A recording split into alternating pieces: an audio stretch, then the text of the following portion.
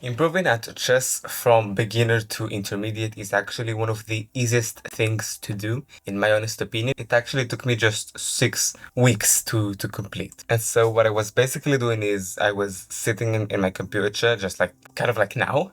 However, I was specifically working in order to train and up my ear. And so as you can see on the screen right now, these have been my results. What I was having is, as a beginner, is this problem, as you may have now actually, where you're obviously eager to improve, but you do not know what to focus on. And thus, you kind of get lost in all of the noise that there is out there. And what happens is you end up not knowing what skill to actually develop in order to improve at the game itself. I remember this actually very well. It happened to me at the end of 2022, and I was basically trying to figure out why is this, and I realized that I was actually looking all over the place for information that didn't really help me. And so I was waiting there a bunch of days and I thought, okay, I'm gonna hire a tutor, and what he's going to do is he's going to help me to improve. He looked over my games and turns out that most beginners are actually having the same mistakes as I was making. And so in there are 3 things that we actually need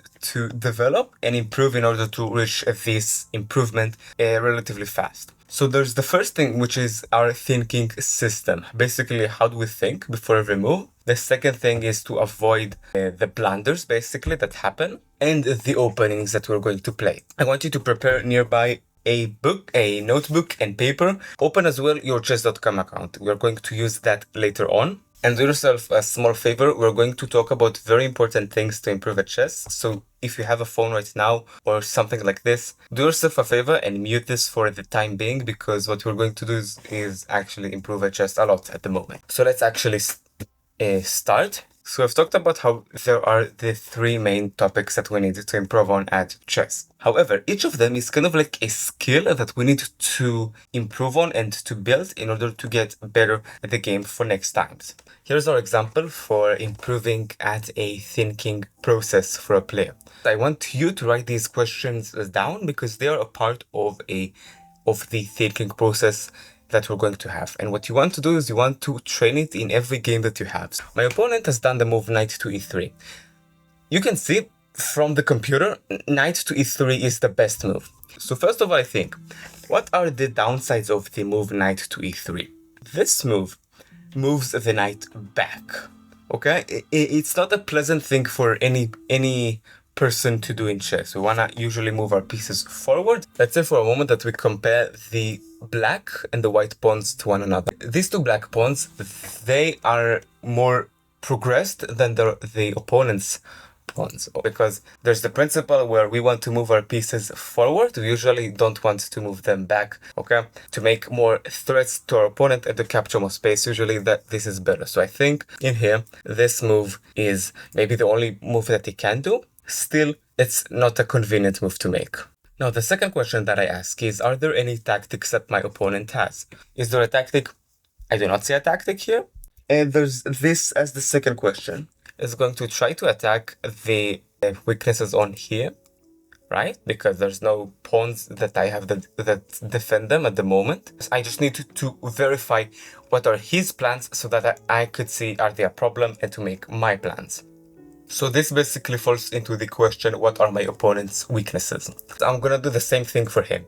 At the moment, I have 2 pawns and 1 knight that are aiming on d4, which I like because, well, that's a square on his territory. It's never a bad thing, let's put it this way, to aim at your opponent. There's also a weakness on f4 that my opponent has, that makes me kind of happy. And in very, very short, what are weak squares? There are squares that are going to be harder to defend with pawns. So for example, in here I have 2 pawns that are aiming straight here with the knight. Okay, and so that's why, for example, that's a weakness for white. That's why also why f4 is a weak square for white. Now that I've identified the ideas behind my opponent's last move and what are the weaknesses that he still has in his given position, I basically ask myself, what are my plans? Okay, and so in here, for example, and it's on one move, I know it's only one move, but when you're in a very long game, you're going to do this a lot faster yourself, okay, because you're not hearing this from someone else, obviously. And so now I make my own plans. We're still somewhat in the opening, okay, I haven't castled yet, and my queen is here. So I may want to castle and move the queen somewhere, for example, to d7 to make the rooks then see each other, and move the bishop, obviously, before that. There's these ideas that I have for development. Okay, so hence I castle, and now my opponent does the move h3. And I sit there and I think, again, what are the downsides of the move h3? Is it a good move? Probably not. He just wants you to move the rook. But why do I think h3 is a bad move? It doesn't develop anything, like, for example, the bishop, the dark squared bishop. I'm not a master, however. But the move h3, I think, is a bad move because it doesn't develop the bishop. The rooks still can't see each other. He's still somewhat in the opening phase, just like I'm in right now. So I'm very satisfied with this move. I make immediately the move bishop to e6. That's the thinking process that we're going to have. And now my opponent does the move rook to d1. And I think, again, what are the downsides of this move? What are the weaknesses in my opponent's position? What is he threatening? And also, what are my plans for him? What are his plans for me? All right. And so I think, is this a good move? Probably, again, there could be something better, because these rooks still do not see each other. Like, yes, you're supporting this pawn, but you've not finished all of your development. This bishop still hadn't moved. The rooks still can't see each other. And so I'm not that satisfied with this, if I were white. And so now, obviously, sometimes we're going to be wrong using this thinking process. There's always going to be the one time where we just miss something. It happens for everyone a lot of times. However, we're certainly going to get better with time practicing this sort of thinking process beforehand. So let's say now, what move do you think I should do using this thinking process? I actually made the wrong move, but this isn't the best move considering what we've just talked about. And so what I want to do is I want to ask you, what are the pieces in my position that haven't moved yet? So these are obviously the black rook on a8 and the queen on d8. And therefore, I actually should have moved maybe rook here. If we're looking, this is the best move. The second best move I've actually done, which is d5. And now I'm trying to like kind of attack in the center, because if we kind of look at it with intuition, we see that I have more pressure on towards the center than him. I think I have my 4 pieces. I have the queen, right? I think I have more pressure towards the center than him, so let's just try to attack. That's kind of what I was thinking here. He makes the move knight to d2. So what do we think about this move? What are the move's downsides? What are my opponent's weaknesses? What is he threatening?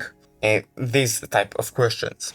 Okay, so the move knight to d2 is an inaccuracy, as you can see. Again, for the very simple reason, he moves the knight back. Actually, utilizing the fact that you have just moved the knight back, I think, what are his weaknesses? Just one pawn is defending it now.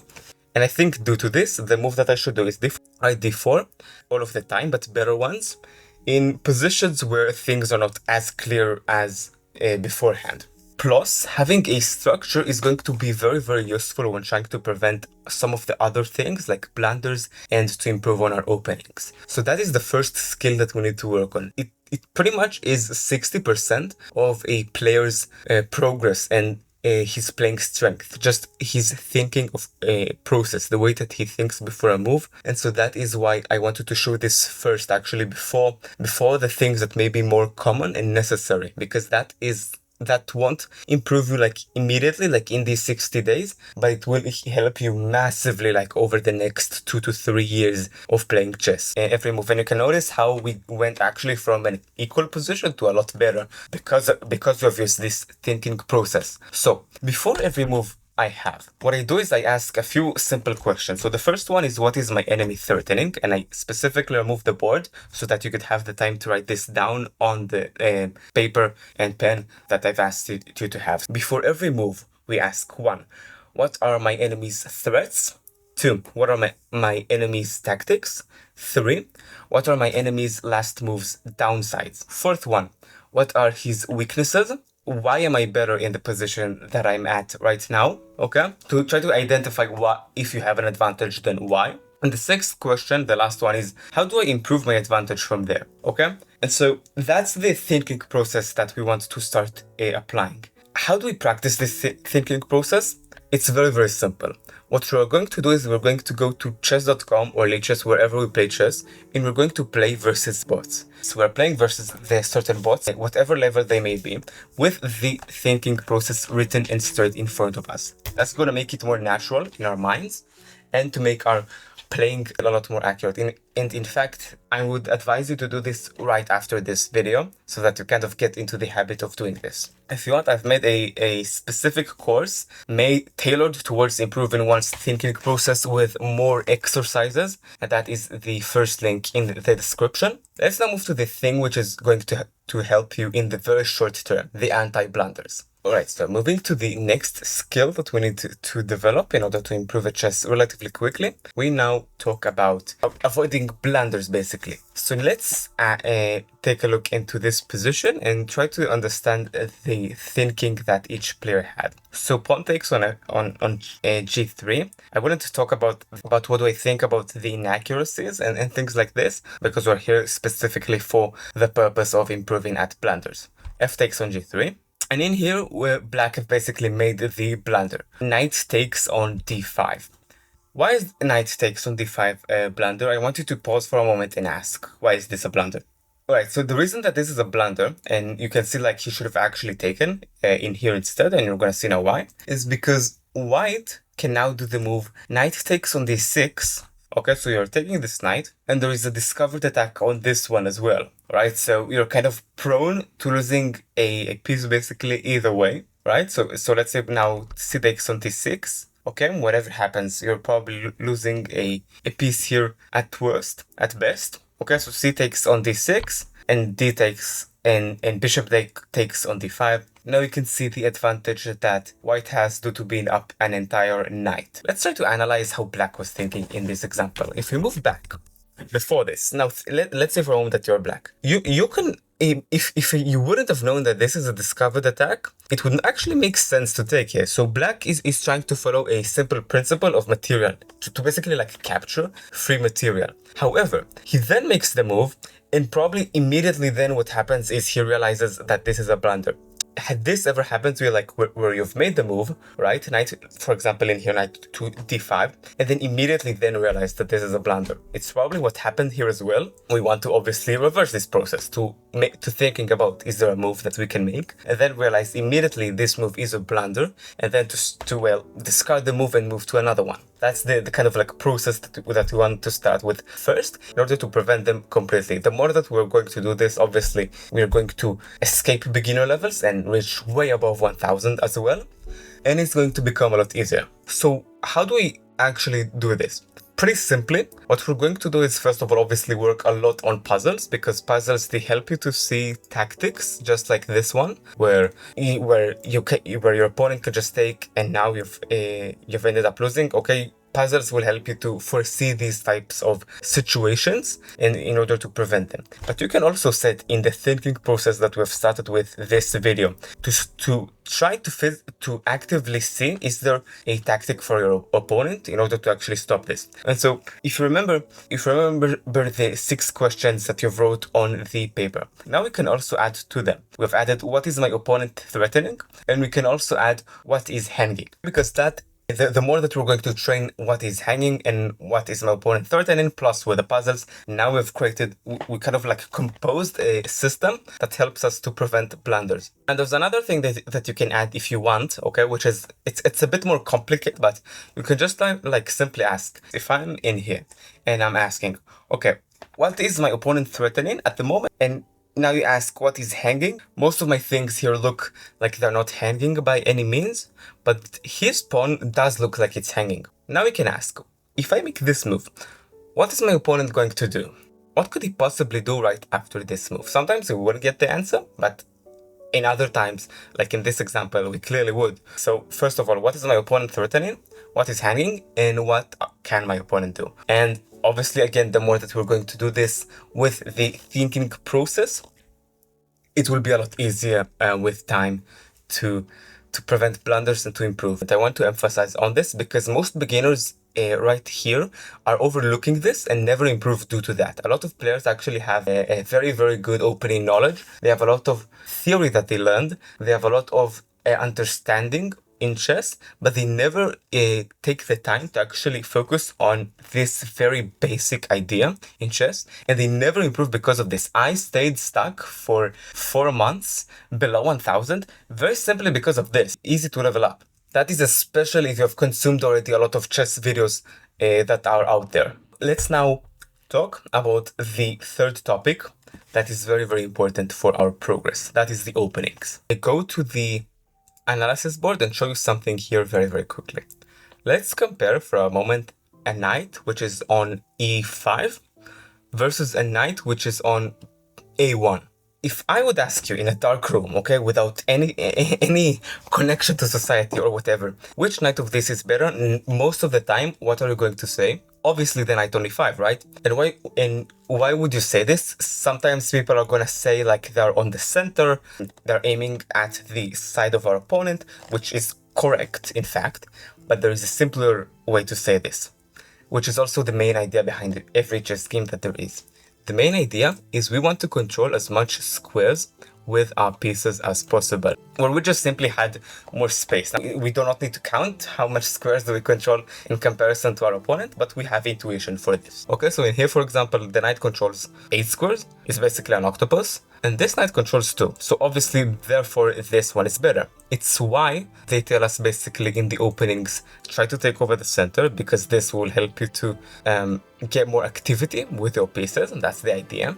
And so I wanted to show this very quickly, just to for the ones who don't understand why rules are the way they are. So for example, if I make the move pawn to e4, this is better than the other moves that there are on the board, because this allows me then to control this diagonal with my bishop. And so let me now show you the opening principle that we have to take over the center. It stems from this idea of activity. First of all, our pawn now controls squares to the side of our enemy. Our bishop could come out and to control an important diagonal. And we could also develop the knight to control more squares. It's all the same idea of control and activity. Now, every player kind of like wants to learn different types of openings, which is fine and absolutely okay.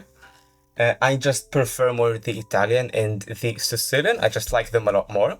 And so let me now give you a few ideas for how to train an opening properly. So first of all, if you're learning more than 3 openings, cut that down into 2 immediately. Why is this? You're going to get into the situation where you need to learn more openings, but this is not the moment. If you're a beginner, it's a lot better to focus on basic principles, okay, and training on opening principles like we have done usually, and to have the 2 main openings that you know for white and black. And I suggest you, if you're doing this as black, then to be prepared mostly for e4, because then that is usually a bit more common than d4. But just one thing to be clear with. That is a very basic idea that I had, where if I'm going to learn 2 openings, but I'm going to be a lot better with them, the opening phase, sometimes I wouldn't get the opening that I want, but if it's a common opening, usually you're going to get it, especially if it's an e4, knight f3,